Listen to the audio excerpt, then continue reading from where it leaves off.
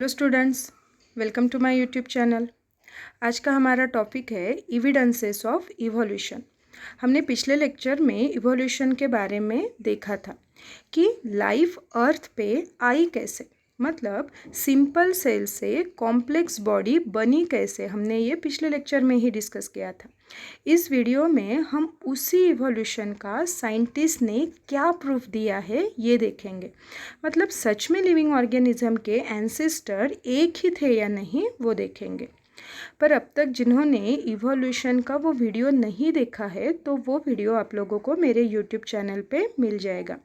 Channel पे मैंने 10th standard science topic करके एक प्लेलिस्ट बनाई है, उसमें आप लोगों को 10th स्टैंडर्ड रिलेटेड जो भी टॉपिक है वो आप लोगों को वहाँ मिल सकते हैं। चलो फिर आज का टॉपिक स्टार्ट करेंगे, that is evolution and evidences of evolution. हमने अब तक ये जान लिया है कि evolution is ever lasting process of changes. मतलब इवोल्यूशन ये जो प्रोसेस है ये लिविंग ऑर्गेनिज्म में चेंजेस लाती है, बट ये बहुत स्लो प्रोसेस है। तो ये प्रूव करने के लिए कुछ तो प्रूफ चाहिए होंगे। तो हमारा पहला प्रूफ है, दैट इज़ पहला एविडेंस है मॉर्फोलॉजिकल एविडेंस। ये पिक्चर को ध्यान से देखिए, इसमें जो एनिमल और प्लांट्स दिखाई दे रहे हैं उसमें कुछ तो सिमिलैरिटी होगी। जी हाँ, यहाँ आप लोगों को सिमिलैरिटी दिखेगी, जैसे कि एनिमल्स में माउथ, नॉस्ट्रिल और जो ईयर पिन्ना है उनका स्ट्रक्चर थोड़ा बहुत सेम दिखेगा, या फिर उनके आईज की जो पोजीशन है वो सेम दिखेगी और हर एक बॉडी के ऊपर हेयर्स दिखेंगे। ये तो हुआ एनिमल के बारे में। अगर प्लांट को देखा जाए तो प्लांट में लीफ का स्ट्रक्चर और लीफ वेनेशन जो है वो सेम दिखेंगे।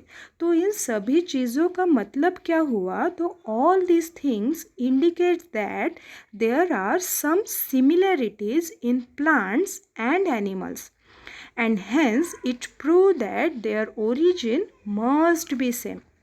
ये तो हुआ हमारा पहला एविडेंस। अभी सेकेंड एविडेंस है, दैट इज़ एनाटॉमिकल एविडेंस। अब ये पिक्चर को ऑब्जर्व कीजिए, यहाँ पे ह्यूमन, चीता, व्हेल और बैट के बोन्स दिखाई दे रहे हैं। There is similarity in structure of bones and bony joint in organ of each of these animal, and these indicate that those animal may have common ancestor. अब ये सभी ऑर्गेनिज्म में जो भी बोन का स्ट्रक्चर है वो कुछ ना कुछ सेम दिखाई दे रहा है। तो इससे पता चलता है कि ये ऑर्गेनिज्म के जो एंसेस्टर है वो सेम होंगे।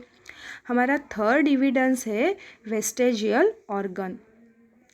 Degenerated or underdeveloped useless organs of organism are called vestigial organ.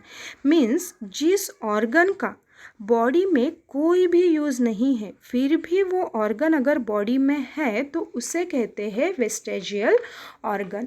Such organs दो not functional in certain organism, it may be functional in other organism.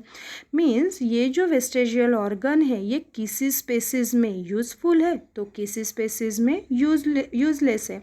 For example appendix. Appendix human में useless है जो कि हमारे intestine में रहता है, but यही अपेंडिक्स रूमिनेंट्स में यूज़फुल है। अब रूमिनेंट्स का मतलब क्या है? Ruminants are mammals that are able to acquire nutrient from plants. तो रूमिनेंट के ग्रुप में जो भी ऑर्गेनिज्म आते हैं वो मैमल्स है और वो खुद का न्यूट्रिएंट प्लांट से एक्वायर्ड करते हैं। तो ये जो अपेंडिक्स है ये अपेंडिक्स ह्यूमन में यूजलेस है बट रूमिनेंट्स में यूज़फुल है। सेकेंड एग्जाम्पल है ईयर पिन्ना। तो ईयर पिन्ना ये ह्यूमंस में यूजलेस है बट मंकी में यूज़फुल है।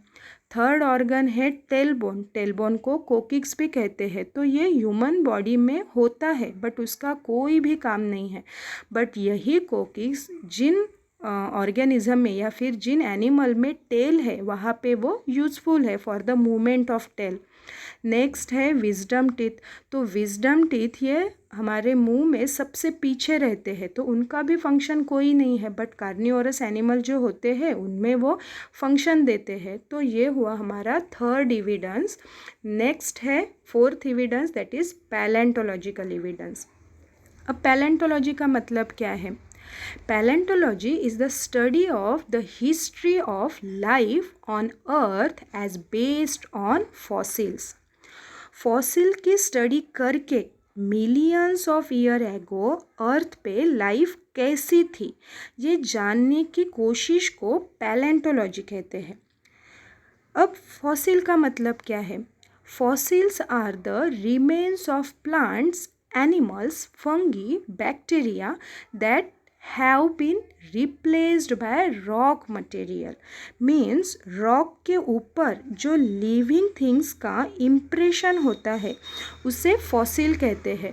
और इसी fossil की, इसी rocky substance की study करके scientist ने ये पता लगाया है कि अर्थ के ऊपर सबसे पहले invertebrates आए थे, उनके बाद पाइसेस दैट मीन्स फिशेस की स्पेसीज आई थी, then amphibian, reptile, Aves and mammals आए थे। तो सबसे पहले लाइफ इनवर्टिब्रेट्स की आई थी, उनमें मॉडिफिकेशन होता गया और सबसे ऊपर मैमल्स की स्पेसीज आई थी।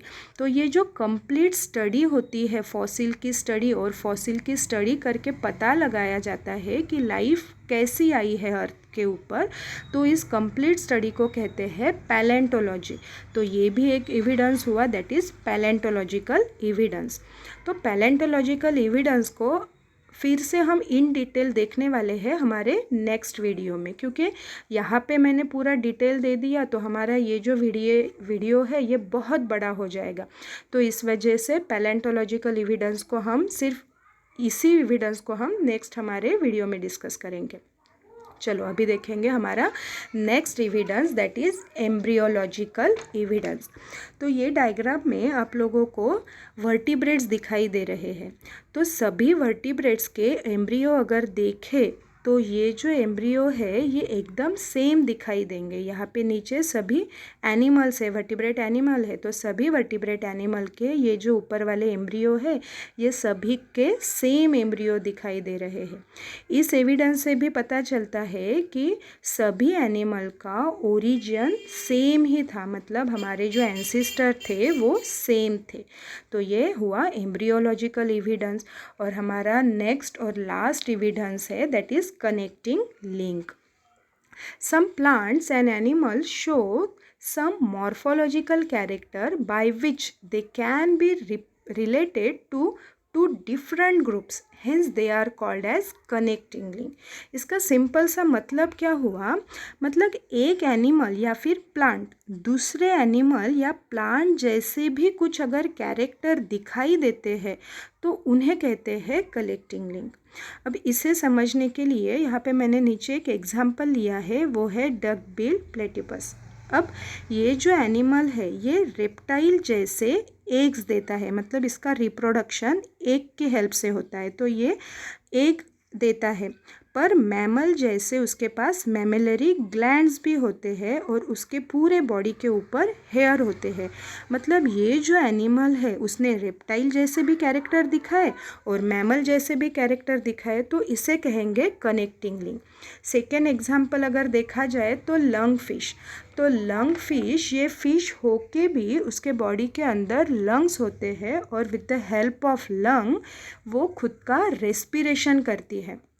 तो ये भी हुआ एक कनेक्टिंग लिंक, मतलब ये पानी में रहते हुए भी उसके बॉडी के अंदर लंग है, तो ये कनेक्टिंग लिंक उसे कहते हैं। तो ये भी एक एविडेंस हुआ कि हमारे सभी के एंसेस्टर एक ही थे।